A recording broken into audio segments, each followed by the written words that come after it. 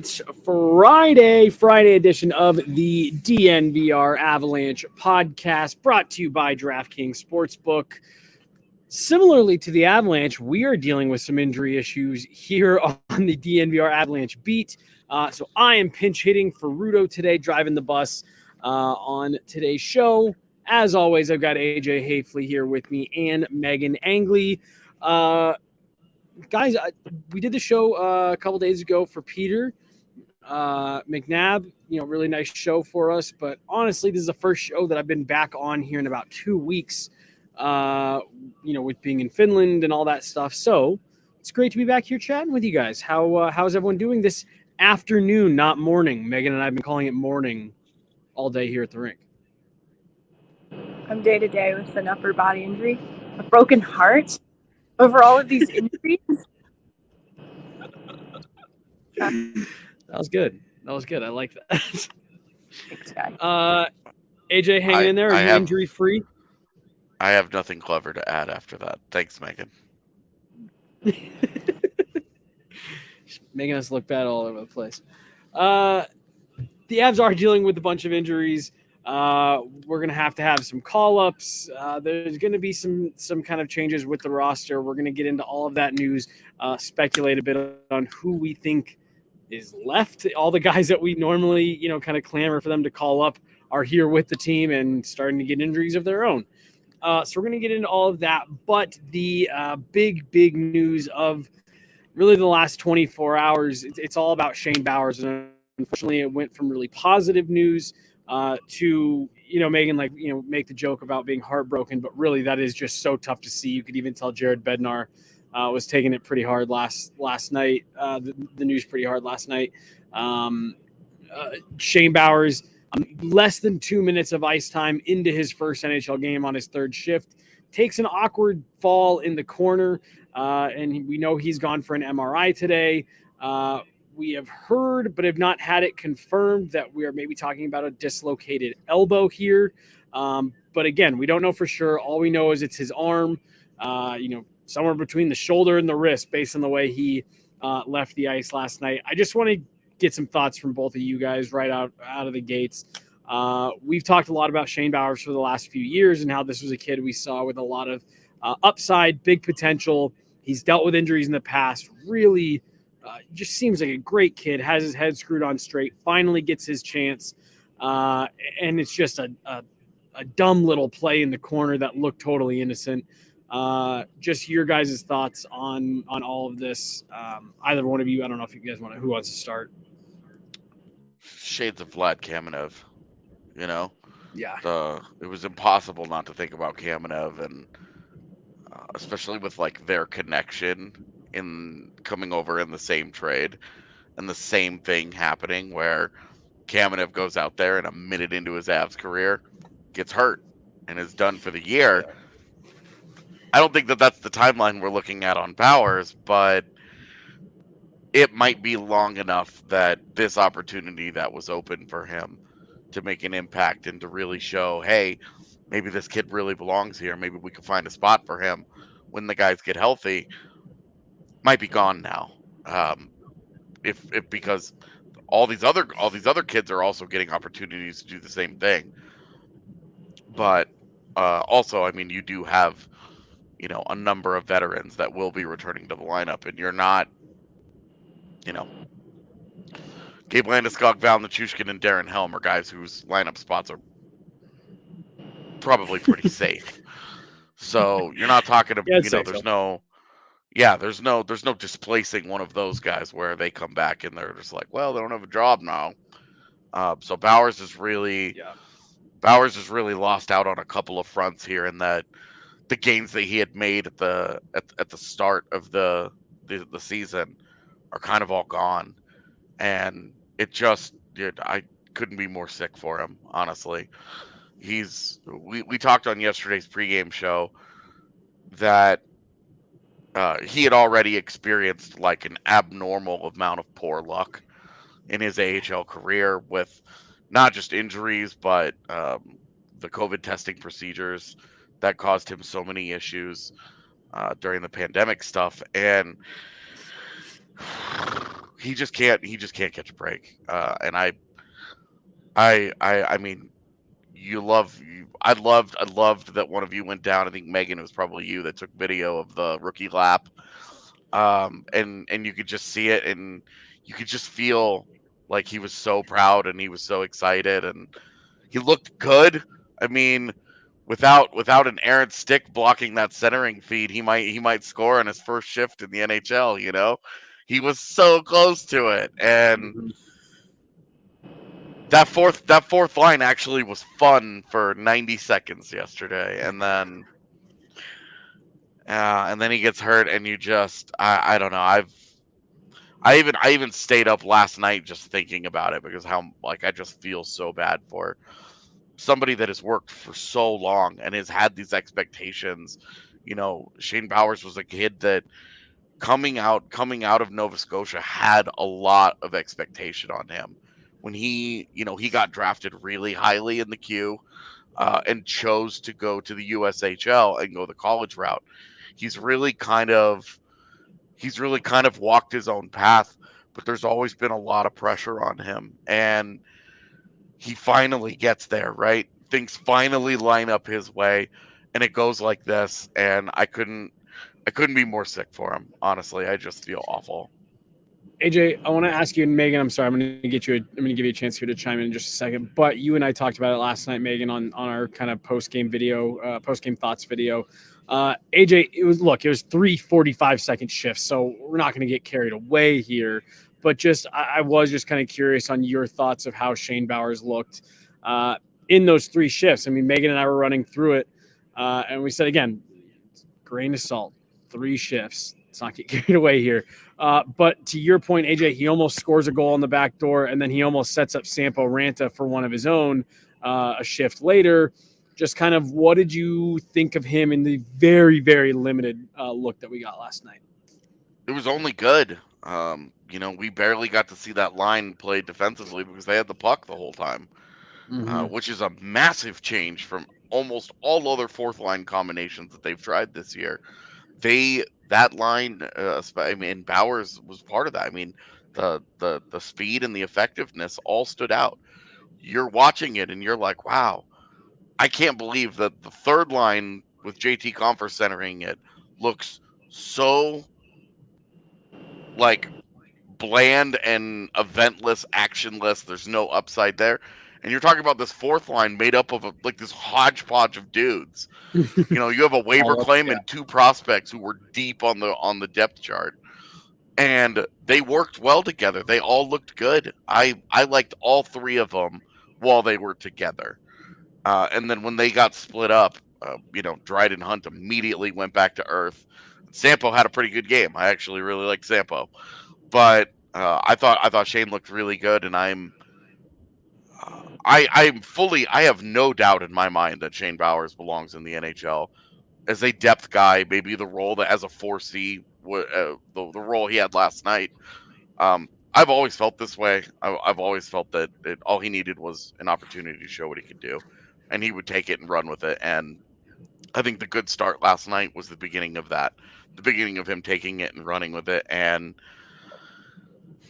that's part of what also makes this even worse. Not that a player getting hurt when he's not contributing is not also hard to watch, but somebody who's waited for so long just for opportunity, it really sucks. And it is made a little bit worse by the fact that he really did look like he was on his way to contributing.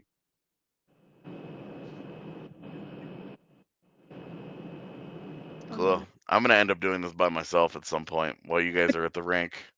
Is mine frozen right now too? No. All right. In that case, I'll just talk. Great. It is really crushing.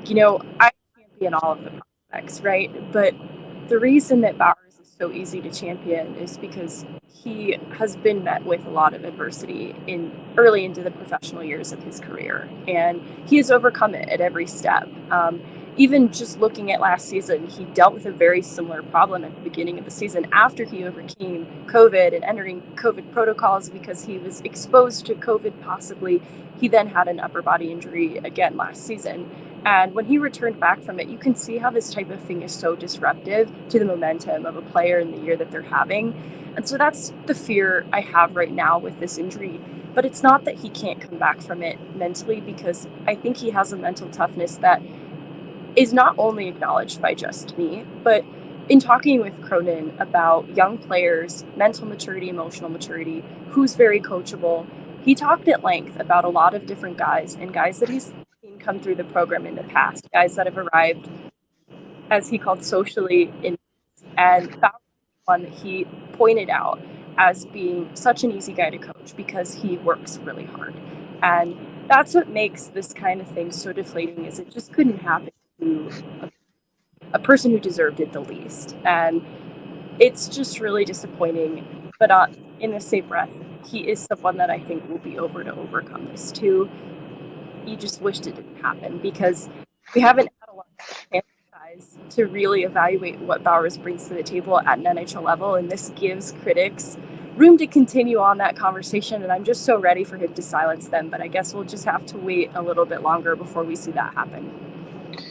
So I don't know if there's anybody that's had worse luck except for maybe a guy like Connor Timmins. That's what I said on yesterday's show on the pregame. Really? I said Joey Hishin and Connor Timmins are the only guys who I could think of that had worse luck as prospects. Yeah. But Megan, you make a good point there that you do hope that him going through all of that, can maybe lead to him having that mental toughness to be able to overcome just one more thing. And now here's the other thing to keep in mind. We still don't know. That MRI could come back and, hey, if there's no, structural damage or ligament damage or anything, you could be looking at, you hope a week, maybe a little bit more, let that swelling come down, and then he can jump right back into it. But obviously, if you do have any of that structural damage, ligament, nerve, anything like that, you could be looking at a bit of a stretch here. Just a total bummer for Bowers. Just seeing the excitement around it yesterday. I don't really think there's much. I think you guys both nailed it with everything you just said about who he is as a person, who he is as a player, how his career has kind of gone so far. It's just a bummer to see that happen to a guy like him. But you hope for the best. You hope he's back in the fold here pretty quick. And I guess here's the one. If you're really looking for a silver lining for Shane Bowers, the person, he got hurt with the NHL club. So that means he has to stay with the NHL club while he's hurt, and that means he gets those NHL checks. So, hey, if there's anything to maybe help soften the blow for Shane Bowers personally on this injury is, hey, at least you'll be compensated a little bit more while you're out. If that's any silver lining for him, glad he at least gets that, right? Now I am curious. I don't know what his AHL salary is this year, but I'd be willing to bet it's a pretty significant jump. Yeah. It was a kind of shocking contract when we finally saw it come through in the summer. It was really like he took a bet on himself.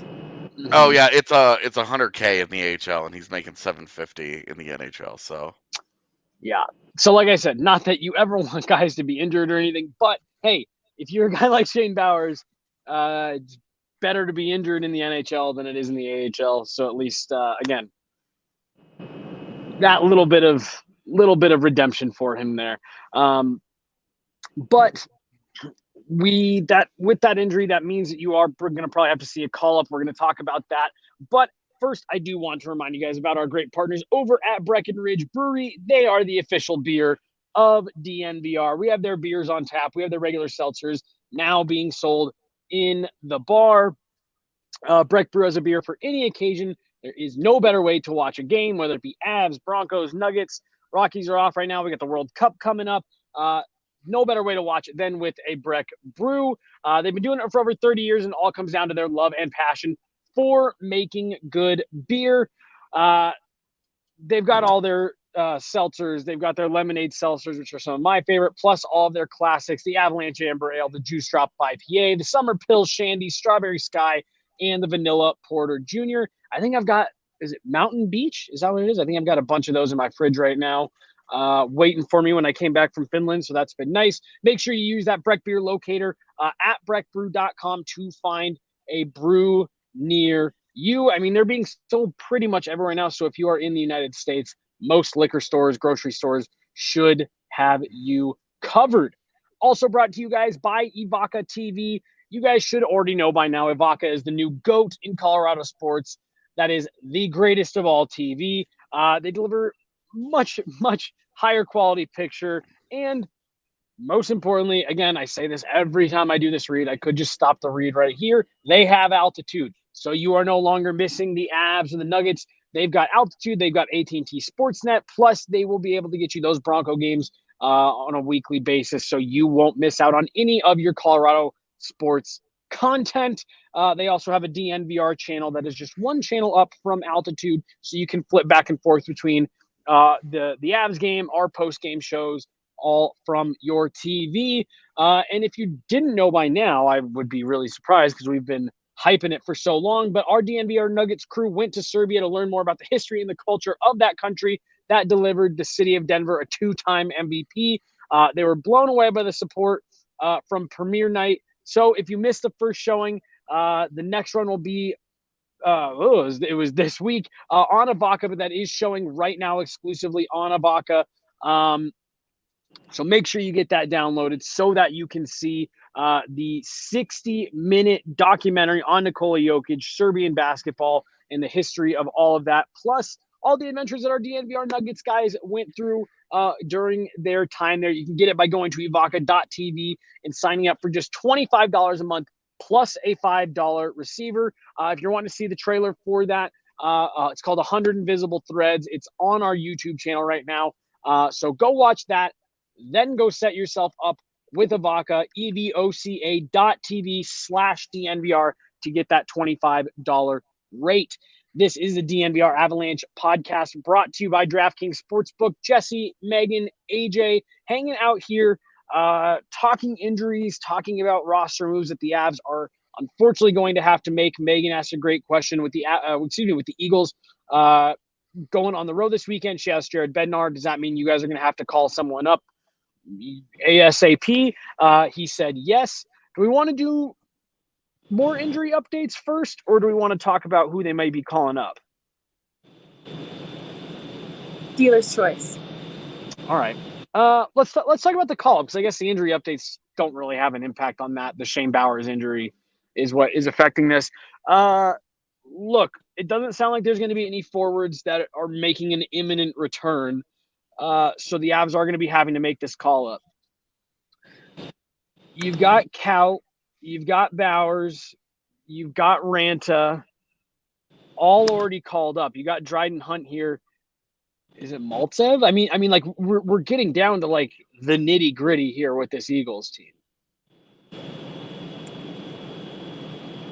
Or let me throw a wrinkle in here. Alex Galchenyuk is on an AHL PTO. Do you just say fug it and you sign him and drop him in with the NHL club? Or is there maybe a waiver claim that you could make? Not both of you at once, please. So, waiver claim is an enticing direction, but because Bednar did say they are calling someone up, I'm leaning towards call up. And it's probably a lot simpler than I realized. I kind of feel like it's going to be a Hudon, which would be exciting to me over a Megna. I just would like to see what Charles Hudon would do here in this situation. But I could see it being one of those two just because of the struggles we're having right now with icing a full lineup because of the veteran rule at the AHL level. Similarly with the Alex Galchenyuk component, we did ask Bednar if Alex Galchenyuk was playing in the games this weekend for the Eagles, and he said he didn't know. And maybe he does know. Maybe he knows he's not playing with the Eagles because he's going to come here. I don't know. That was a little conspiratorial, but I feel like he would know that kind of thing. Right. AJ, your thoughts? I don't think they're going to claim Rudolph Spalsers, a guy who does not play center. And I think that that's where the consideration lies for me. I'm guessing that it's probably going to be Jason Megna, especially because it's really it should probably be a quick call up.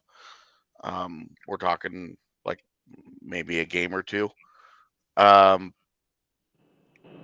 but I'm assuming that it's going to be Megna, with Maltsev as second guy on that list. For whatever reason, I think the Avs really didn't like what they saw out of Mikhail Maltsev when he was up, and that's So let's why he's pause back there. down. So Let's pause there for a second, because I agree with you. I based on the way that they've talked and through some of their actions, I'm with you, AJ. I don't think they love Maltsev. Where are you guys at with Maltsev's latest call up? What did you think? And do you think that he deserves to get that called back to the NHL roster? I personally didn't have an issue with Malt's performance. Pretty limited in his usage, but I actually preferred it at points to what I was seeing out of Dryden Hunt. They're different positionally, of course, but I just issue for it to have that kind of consequence to not get called back up again, especially with the roster as thinned out as it is right now. So I don't know. That one's a little tougher, unless it's something honestly effort based, which is his issue at times. If they're seeing something there where he is just not competing with the level of effort with the consistency that they need, that's a little bit different. But I actually thought that he was applying effort. AJ, your face was different than Megan's when she first started that. Agree, disagree? no, I pretty much agree with everything that she said. I really didn't have a strong objection to how he played in his call up. I thought that the minutes were too limited. I don't know what they're genuinely asking of him. With some of the some of the play that he put out there, it was a little confusing, honestly. That he got the restrictions that he did. I really there were issues when he was up last year. They were easy to see. I didn't see any of it the same. I thought he was engaged. I thought he was physical. He used his size well in the very little shifts that he got. I didn't think that it was so bad that they would just be like, "Well, we're never doing this again." And that kind of feels like where we're at. And I hope I'm wrong. Like I hope he, I hope he is in consideration for this latest call up. But um, I just worry that I worry that they're just going to be like, "Look, we've got all these dudes. We didn't like what we saw to Maltsev. We need a guy that's going to play center. Jason Magna's going to come up and give us whatever he's going to give us. We know what we're going to get, and that's that." And they just stop. And I think that's probably where they, you know, I worry that that's where that mindset is right now. So it's funny you say that, AJ, because Bednar talked about that yesterday. It was really the first time that we've ever heard him. Like, we know all this, but it was the first time I've ever heard him actually acknowledge it out loud, where he said, "Look, when we're looking at our AHL group, we have our guys who are depth guys. We know they're NHL depth guys. We know what we're going to get out of them, and then we have our guys who we hope we can develop into full-time NHLers." And again, this is something that we know, we're aware of, but we've never actually heard, at least I haven't, heard Jared Bednar acknowledge, like, "Hey, look, we have different guys that we identify for different things." AJ, I think you were the one that mentioned a minute ago, you think theoretically this should be a relatively quick call up. Doesn't stick around for a ton of time. So maybe that's where it makes sense that it's Jason Megna, because they're saying, "Hey, look, we know what we're getting out of this guy. We only need it for a couple games," so on and so forth. But I just wanted to touch on that real fast, because I just don't feel like you hear coaches acknowledge that out loud a lot, that, "Hey, yeah, sometimes we call guys up because we say we just want a fourth line guy to plug in here, not necessarily, on the development path." And I think that's kind of where you're at right here.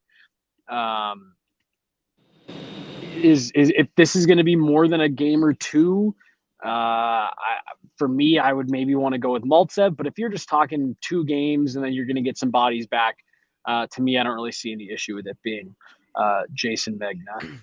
So I might have this backwards originally, in thinking that it would be a quick call up, because if they call up the 4C spot is kind of what we're talking about here, and they can, if they were to call up Megna or Malta, either one, the 4C spot, like, it really kind of depends on how long it takes Bowers to get back. Right. Because that becomes the timeline that we're talking about then with that particular position. Because if Sam Girard is back at any point, you pull one of McDermott or McDonald off of your defense, and you can put him on wing, which probably sends Sampo back to the AHL. And that's like, that sucks for Sampo, especially because I really liked his game yesterday. But assuming he doesn't continue to show that well in the coming games, it could be a longer term call up where a guy like Megna, that he can give you 10 games while you wait for a combination of Bowers and Helm and Nichushkin and Landeskog, right? Like, because now you're talking about, all right, you're four guys deep into this, and if the center spot is the revolving door, Magna kind of puts a stop to that, and then you do have the bodies between McDonald and McDermott. You've got guys that you're comfortable playing as fourth line wings. So it could end up being like I might have misread this, where the call up is really as long as Bowers is out, and then when he comes back, then you'll see, do you drop Bowers back in right away, knowing that now he's a guy that's been totally out of rhythm, and then you've got all the rookie stuff, knowing that he's played 3 shifts in the NHL, or then do you continue? Do you send him back to the AHL to come, get back up to speed, play a couple of games, and the entire time you just roll with whichever Megna or Maltsev? So you mentioned Sam Girard there. Megan, it was your question, so I'll toss this one to you. You asked about the status of Sam Girard just about 30 minutes ago, 40 minutes ago. Man, time flies when you're having fun with your friends. About 45 minutes ago, you asked Jared Bednar about Sam Girard. Does that mean Jared Bednar is my friend? I was referring to us, but yeah, sure. JB can be your boy. Cool. Was maybe one of the more positive questions and answers from the media availability. It sounded like he's heading in the right direction. They're evaluating him more today to see if they can get him on the ice tomorrow, Girard that is. And it was confirmed that that day-to-day status is still very much day-to-day and not some kind of week-to-week situation like we saw where Nichushkin suddenly had anxiety.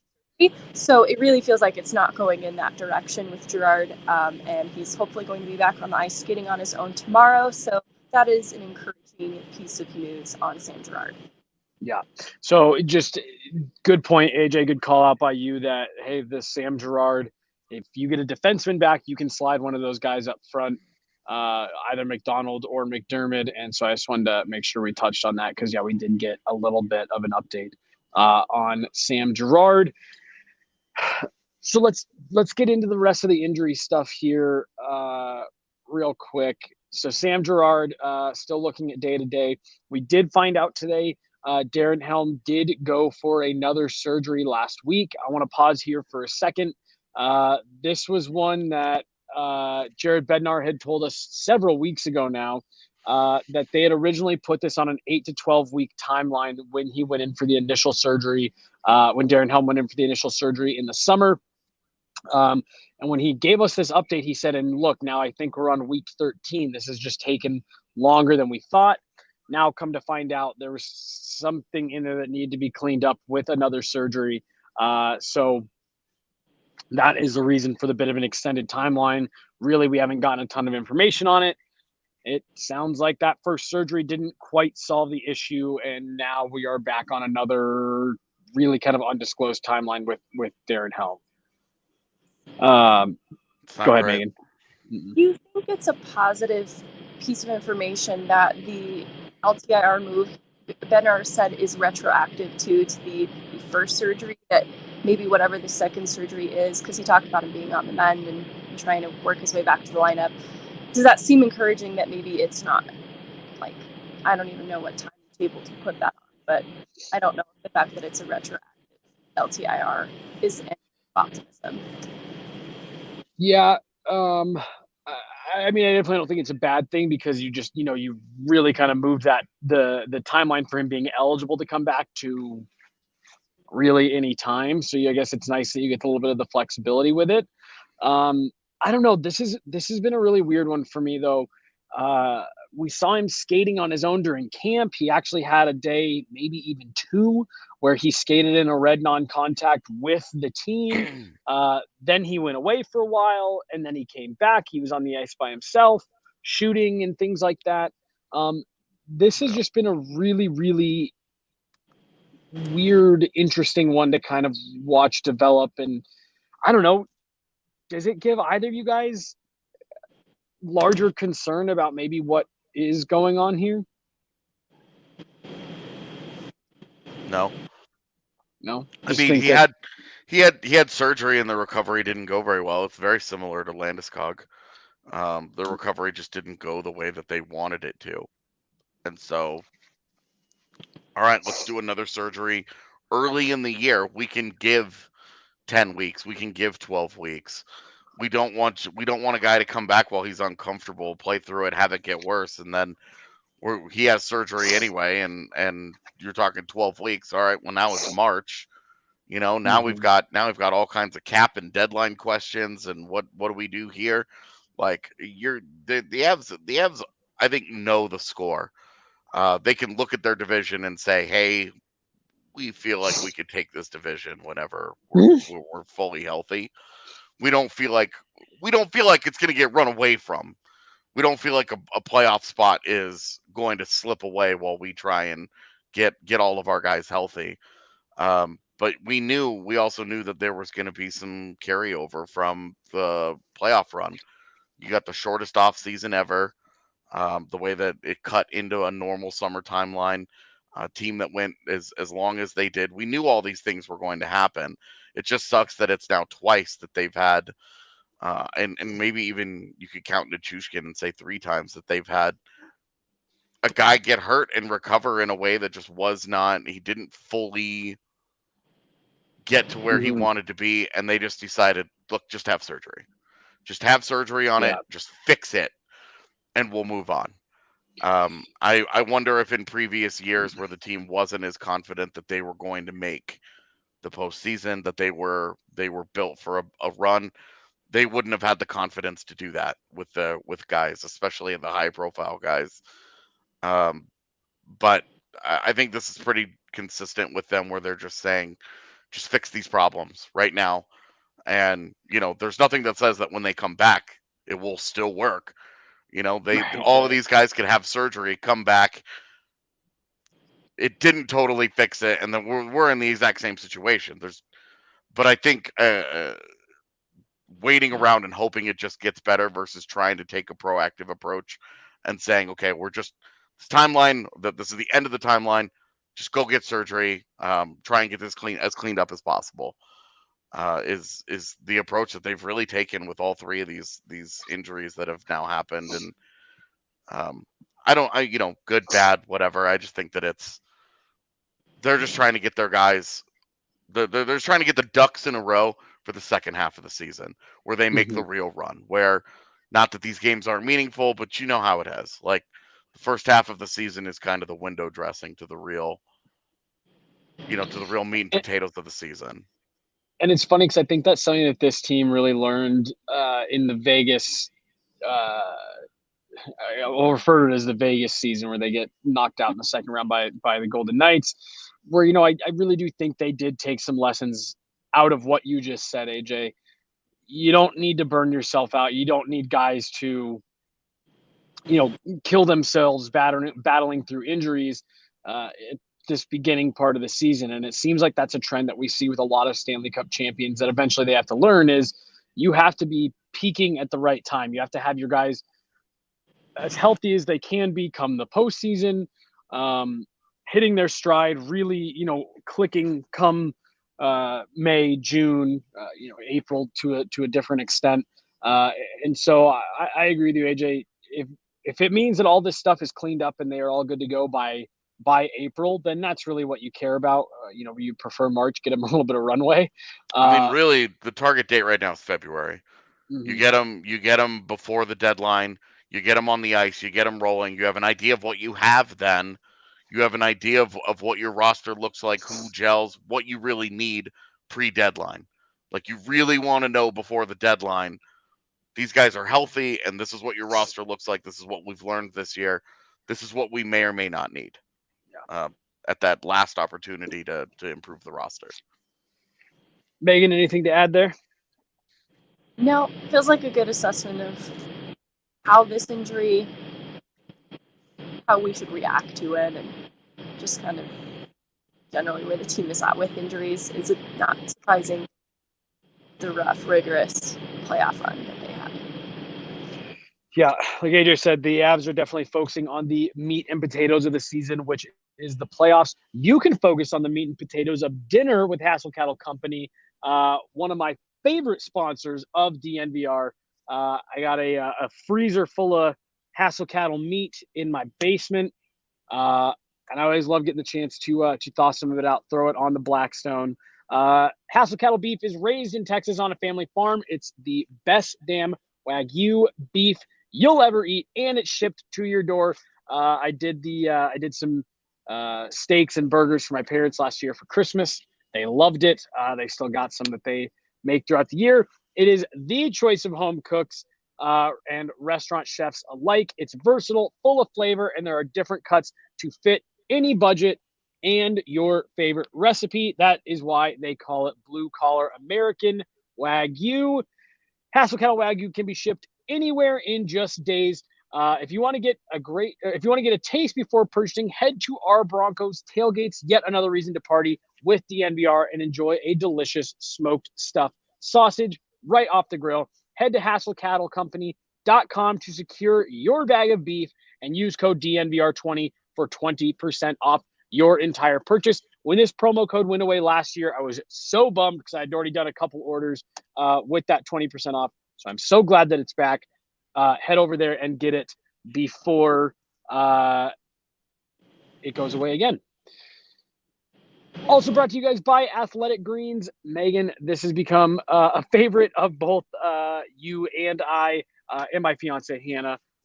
Loves drinking this stuff. Just one scoop in your glass of water every single day, and it really does. It gives you more energy. It makes you feel better. It's got 75 high-quality vitamins, minerals, whole food sourced superfoods, probiotics, and adaptogens to help you start your day right. That's what we do. One scoop in the morning. I've said it before. I'm not really a coffee guy, but I take a shot of Athletic Greens in the morning, and it really does help get me going, gets me some more energy, gives me all those effects that all you coffee drinkers get from your morning brew. Right now, it is time to reclaim your health and arm your immune system with convenient daily nutrition. We are heading into flu and cold season. It's just one scoop in a cup of water every single day. That's it. No need for a million different pills, supplements to look out for your health. And to make it easy, Athletic Greens is going to give you a free 1-year supply of immune supporting vitamin D. I'm going to sneeze. Oh, this is the worst. I fought it off. See, thanks to my Athletic Greens, you can even fight off sneezes. That's what Rudo needed today, and then he got 3 vaccination shots yesterday. And if he'd just taken his Athletic Greens, he would have been able to fight it all off. He's blowing it. Yeah, he's blowing it by not taking his AG1. Yeah, just give me vaccine shots all day. I can do whatever. For every vaccine shot, I just do a nice sip of AG1. They're going to give you a 1-year supply of immune supporting vitamin D and 5 free travel packs with your first purchase. All you have to do is visit athleticgreens.com/avalanche. Again, that is athleticgreens.com/avalanche to take ownership over your health and pick up the ultimate daily nutritional insurance. This is the DNVR Avalanche podcast brought to you by DraftKings Sportsbook. Head on over to DraftKings Sportsbook right now and use code DNVR. Jesse, AJ, Megan, winding down today's show, I did just want to take a step back and look at the division as a whole, because AJ, you just mentioned it, with where It's the not Avs are going sitting. anywhere. Yeah, right. That's kind of the feel that you're getting right now. And look, I think I speak pretty much for everyone. This division is shaken out so much differently than I think everyone thought for the first month. Now, the most games played in the division is 14. So there's a long, long, long way to go. But as of right now, the current Central Division standings are as follows: Winnipeg, Dallas, Colorado, Arizona, Minnesota, Chicago, Nashville, and then bringing up the rear is the St. Louis Blues. What has been the biggest surprise to you guys so far? Is it the fact that the Arizona Coyotes sit at 500, or that the St. Louis Blues have yet to hit double-digit points, or do you maybe have another one? I think the Coyotes is surprised by the Blues. Yeah, it seems like they've been on a nice little stretch for the last week or so as well. The Blues' problems feel entirely of their own creation in banking on Binnington being the answer. And they really relied on the 20 goal scorers. How many did they have? 9. 9 20 goal scorers, right. They're just some off-season shakeups, and they just haven't retained the same group that they had last year. And they're a team that sticks to their identity year after year, but this just feels like this formula isn't really working for them, especially because goaltending was a huge part of it. And Binnington is not that same goaltender as he was from that 2018, 2019 season. Yeah, no kidding. AJ? I'm not too worried about St. Louis at the moment. A lot of this is percentage driven as well. On ice shooting percentage is really low for several of their best players, where their underlyings all suggest that their results will get better. Not so much better that I think they're going to make this. It's not going to be like a rocket to the moon. But I don't think they'll continue to be in last place, and to lose 8 games in a row. We're seeing around the league extremes. Streaks. Like these teams are getting really, really, really, really hot. You've got Vegas and Boston especially, and then you get teams that are just absolutely ice cold. That St. Louis had lost 8 in a row. Before their win last night. Buffalo was like that early darling, is now on a 4-game losing streak. You've got a lot of extremes. Jersey's another one where they've won 8 games in a row. So with St. Louis, they have real problems. Jordan Binnington He looks like a problem. Jordan Binnington has had some great starts and some absolute bombs this year. And all of it, their defense remains not very good. Their 5v5 play is worse than it was last year. Their special teams are not bailing them out like they did last season. And as Megan mentioned, the 920 goal scorer thing is not a thing this year, which just about everybody could have told you was going to happen. Not only did they lose David Perron, but a guy like Ivan Barbashev dropped 60 points last year. It's hard to believe that everybody is going to have a career year all at the same time. Yeah. That said, Ryan O'Reilly has 2 goals. Brandon Saad scored his first goal of the season last night. So there are some extremes going the other way for them that I think will course correct a little bit in time. It shouldn't be such a correction that it's like they're so good, but I think definitely Arizona and Chicago, I think, have been the big surprises in the Central so far. Just that they've been competent. But when you do look at it, I told Peter Baugh this last night when he and I were chatting after I tomahawked him on Twitter like a dick. Five teams in the Western Conference right now. 5 teams have a positive goal differential. Every other team is in the red. Now there are teams. Well, that's a great call out. LA is -2. Minnesota is -3. Edmonton's -1. So it's not like they're all bad or whatever, but you do see, Arizona's at -9, Chicago's at -6. This them maxing out at 500 is them maxing out. That's as good as it gets for those guys. The bottom is going to fall out for both of those franchises soon enough. The same that it will for Philadelphia out east. Those are still bad hockey teams. They're not playing particularly good hockey. They're just kind of getting away with it. As we see happens every year, bad teams have good stretches because they are still comprised of NHL players who can win some games and have a good little, get some mojo going. But those teams aren't for real. What I think is interesting, Minnesota just continues to drift. They've not really put together really good stretch, really bad stretch. It just, they had like such a horrendous start where they're giving up 6 goals a game. They've recovered from that, but they're just okay.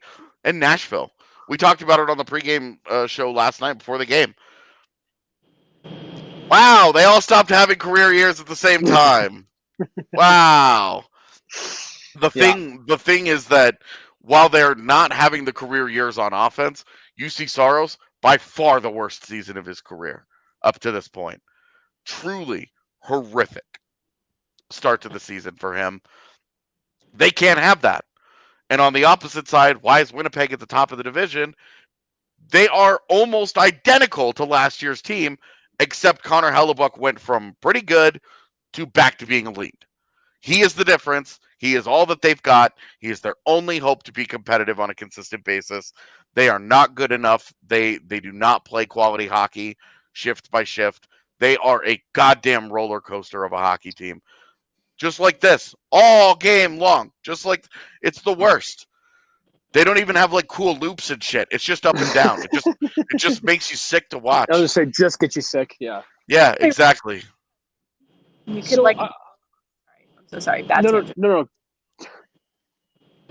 You're good. You're good. I wanted to point out something because I just thought it's an interesting theme, right? Every one of these teams that you guys both, mentioned something about, it came back to the goaltending, and Always maybe does. Right.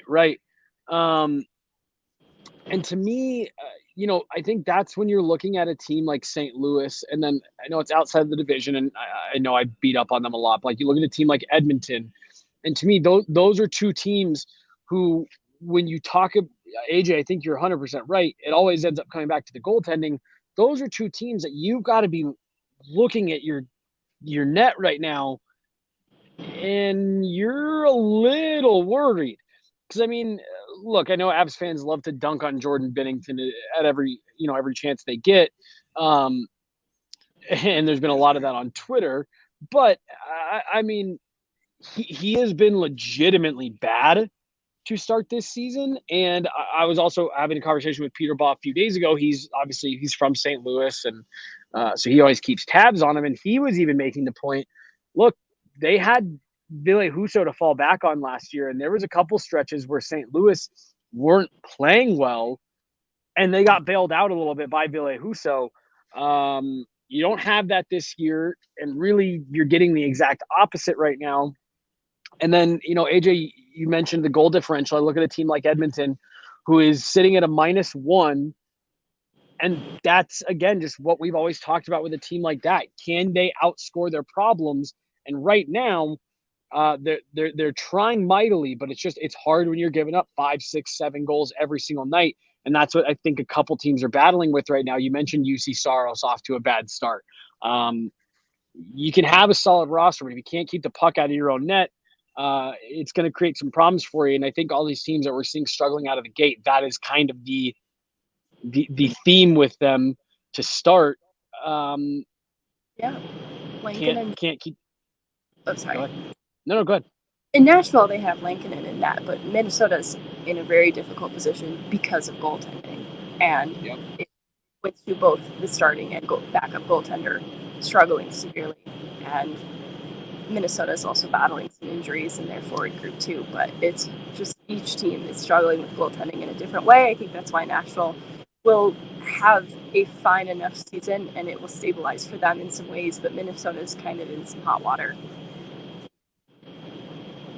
Yeah, Minnesota's an interesting one because, everyone saw the Marc-Andre Fleury thing and everyone knew what that could potentially look like.